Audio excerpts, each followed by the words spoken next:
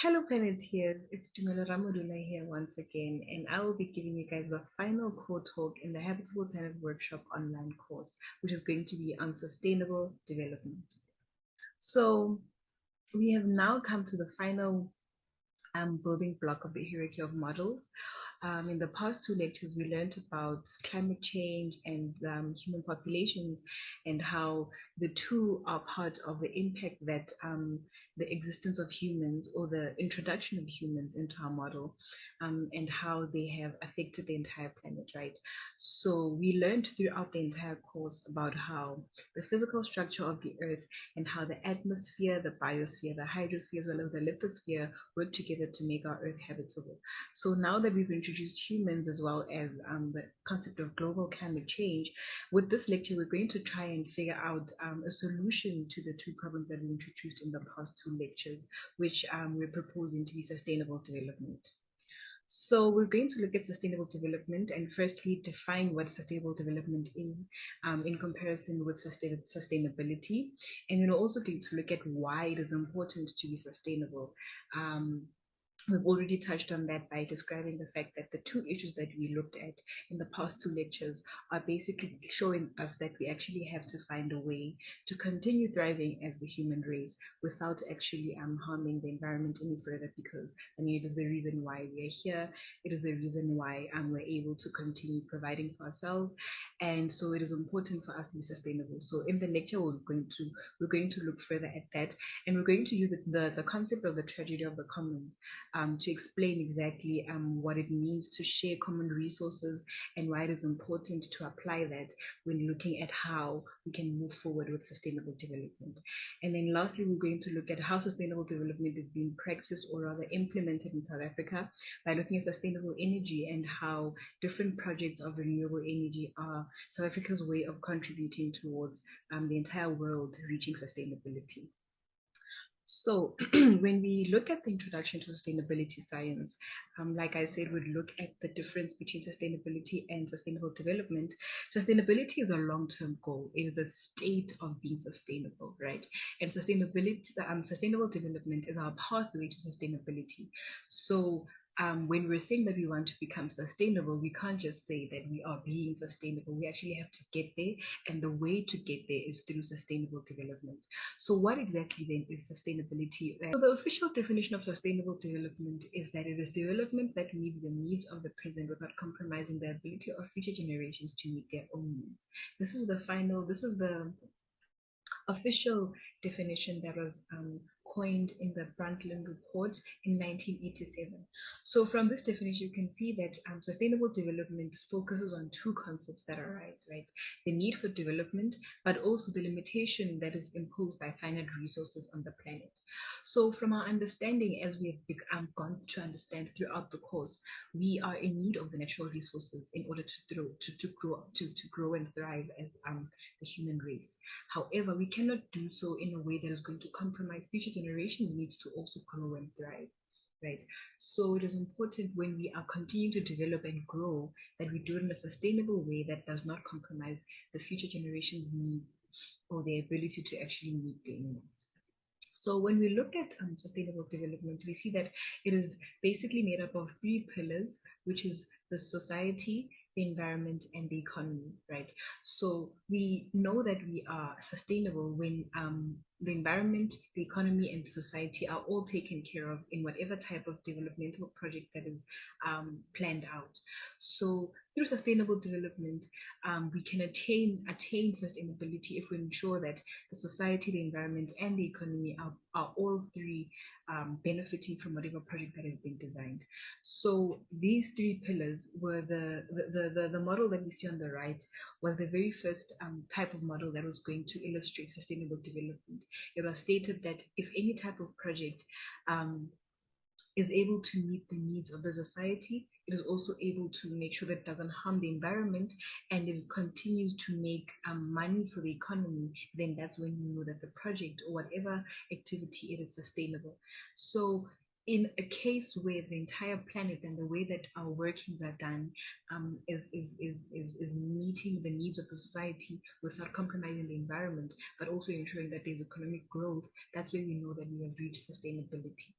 However, this model suggests that all three hold the same level of importance. It suggests that the environment, the society, and the economy hold the same level of importance, but this is actually not fully true. From what we've learned throughout the course, we know that the environment is the basis for everything, and so the nested model of sustainable development shows a more um, um, a truer version of how our entire system works, right? So we know that the natural environment encompasses the society, and the society is the reason why we have an economy, and it drives the economy. But society cannot thrive or exist without the natural environment and the resources that it receives from the natural environment. So the nested model of sustainable development then says that it is important to first ensure that the environment is taken care of in whatever type of project or activity that is planned, and society is able to take care of the environment while it is doing so, but also ensuring that economic growth is also growing and it is being seen to be progressing, right? So with the nested model of sustainable development, what is important to take away from this is that the environment encompasses both the society and the economy, and we cannot have an economy without a society, but we can also not have a society without the environment. So what the nested model of sustainable development does is it places all the priority and importance on the natural environment to show that it is important to put the natural environment first in order to make sure that as we continue to grow and develop, future generations will also be able to do the same because the environment will still be taken care of, preserved, and conserved. So the principles of sustainable development, there are four that were listed here, the four basic principles, and how we can actually action those principles, right? So the first one is a holistic approach. So with the holistic approach, we look at everything that has to do with sustainable development. So that means we look at all three pillars of sustainability, which is the environment, the economy, and the society. And so when we do so, then we know that whatever solutions we come up with are going to be innovative solutions that not only ensure that there's economic growth or maybe they benefit the society, but they actually take care of all three pillars, all three facets of sustainable development.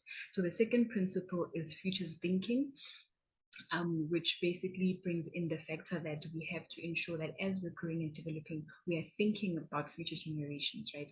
And so this is also important, and actioning this requires policy and advocacy, because it is policies that are actually going to ensure that people do not pollute or do not overconsume the natural resources that we have, right? Resource management also comes into play when we think about that, and that is why it is important for monitoring and accountability to also be done.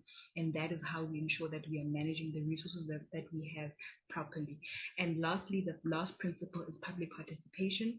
And so this is because, as we stated, so the society is also one of the pillars of sustainable development, and it is impossible for government or our higher structures to be able to clean society without knowing what it is that the public needs. And so through public mobilization, we ensure that we have public participation in all the types of projects and suggested activities that are going to progress the planet even further, or progress the society even further, right? So these four principles over here, when considered for every single project or activity that is being done, they ensure that we actually are able to incorporate the idea of sustainable development. So that is why it is important for these four principles to also be understood. So why is it important to be sustainable, right? So we touched on this when we were looking at the overview slide, and I did mention that the tragedy of the commons is a great example. It was a great analogy of why it is important to be sustainable. So it starts off on the left here, where we see that we have three sheep I believe that are consuming a common resource, which is the grass, right? So the sheep are grazing on the grass. And so because of that, we have a common resource that is being shared.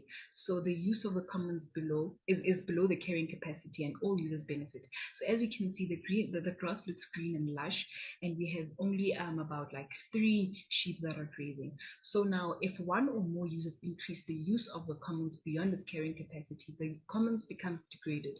The cost of degradation is incurred by all users. So this is in a case where we see that more and more people begin to actually use the common resource, right? And so once we see that more and more people are using the common resource and actually overusing it, more people are also going to want to continue to also overgraze. And so by increasing the use of the common resource by one or more users, we actually begin to see that it affects all the users of the common resource, right? Because then it becomes overgrazed. And I mean, you can see in the image there that the grass becomes a bit less green than it was initially, because it's not even getting enough time to grow properly, because as soon as it grows, all the users are actually consuming it, right?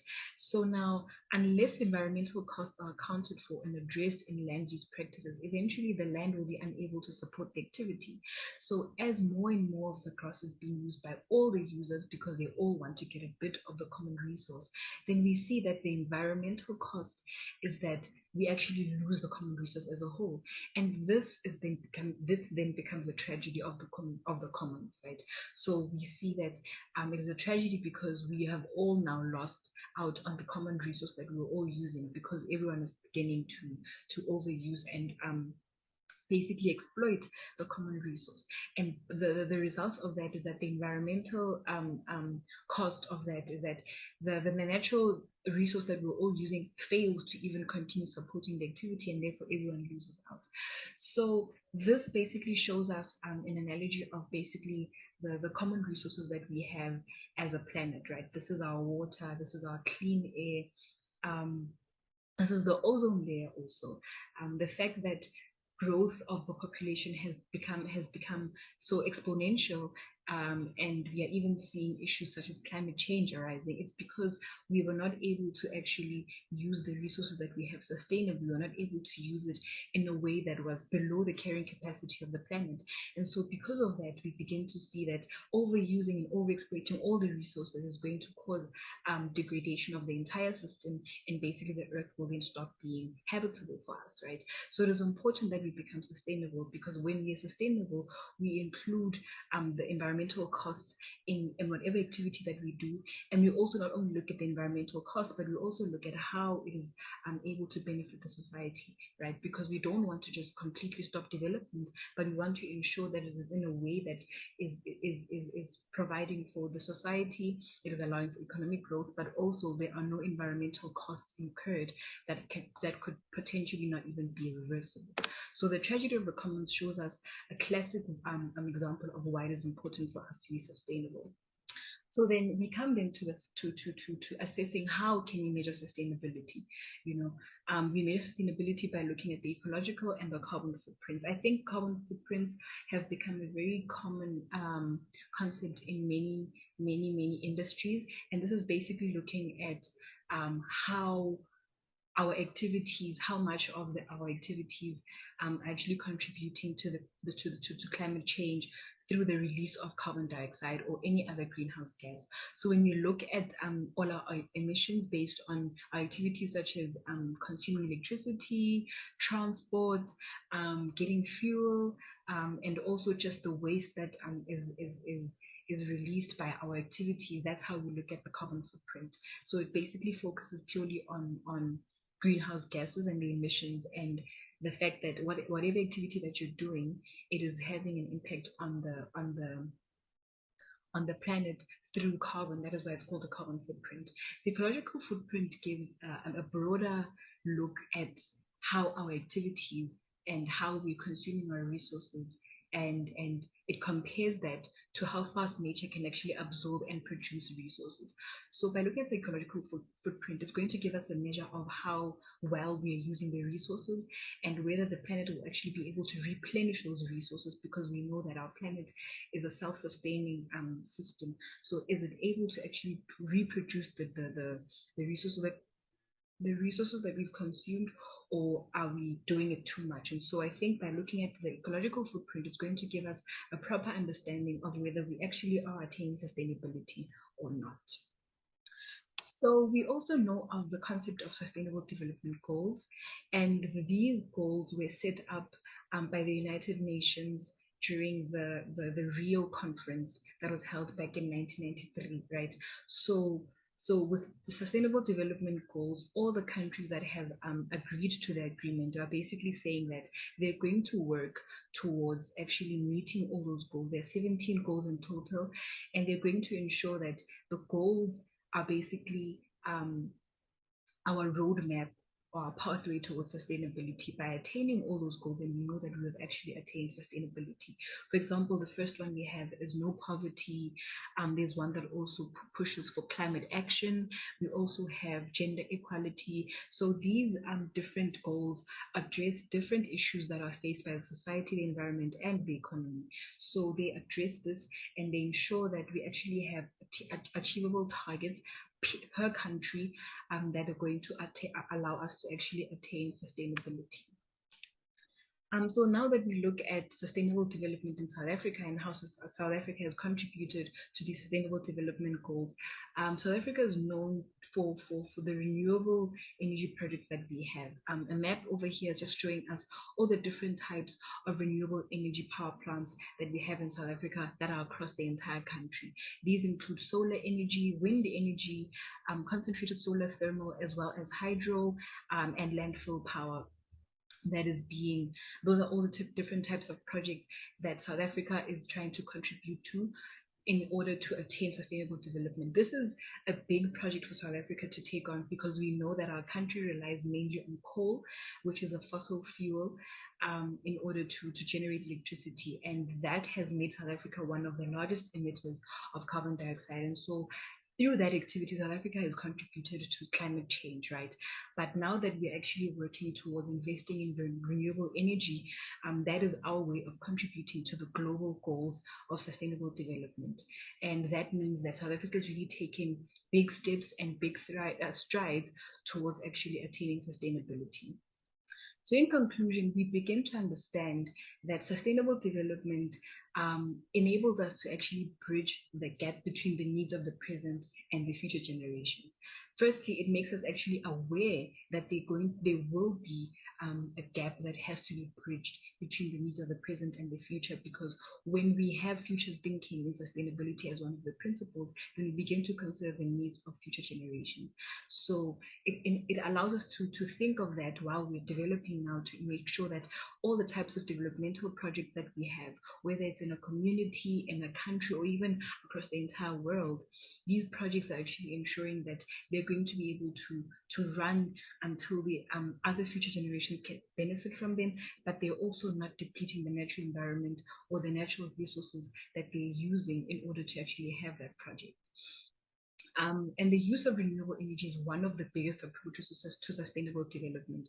This is because, as we learned in the past two lectures, climate change is the reason why we have the discourse or the drive towards taking care of the environment. And so we know that this was caused by the high emission of greenhouse gases. And so by looking at renewable energy sources, we are no longer relying on coal or on fossil fuels. And that means that we're going to reduce the CO2 emissions that are in the atmosphere. And that is going to be a great contribution towards fighting against climate change. And so that's why we know that, or we've learned in this lecture and how South Africa's involvement in it, we've learned that renewable energy is actually one of the approaches to sustainable development. And South Africa being one of the largest emitters of carbon dioxide, and also now taking charge and being involved in sustainable development through renewable energy, it is showing that it is a country that is special in the sense that we are one of the countries in the world who are committed to actually fighting against the issue of climate change and ensuring that we reach sustainability. So now when we look at the bigger picture throughout our course, we were able to learn about the earth and all the different facets of the earth that make up the earth. Everything works together in order to make our earth habitable, right? To make the earth able to actually provide for our needs as a society. And then we came down to learn about the society and how it has in turn affected the natural environment. And so one of the biggest issues that we learned about was climate change. And so in this last lecture, we've also been now taken a look at how we can continue to develop in a way that is not going to be destructive to our planet, to our earth, that is going to continue allowing it to actually provide for the needs that we have and also the needs of future generations. So this is the last this was the last talk in the course, and basically the takeaway message from this is that the earth is the reason why we are here. It is the reason why we are able to continue growing and thriving as a society. But the fact that we have had an impact, a negative impact on the earth, means that we have to look back and understand how our past actions have caused damage to the earth. And now then, after reflecting, begin to actually look at how we can continue to develop as a society, as the human race, without actually continuing the destruction of the earth. So through sustainable development, we are hoping that sustainable development goals and the discourse of sustainable development is going to be able to attain the end goal of sustainability.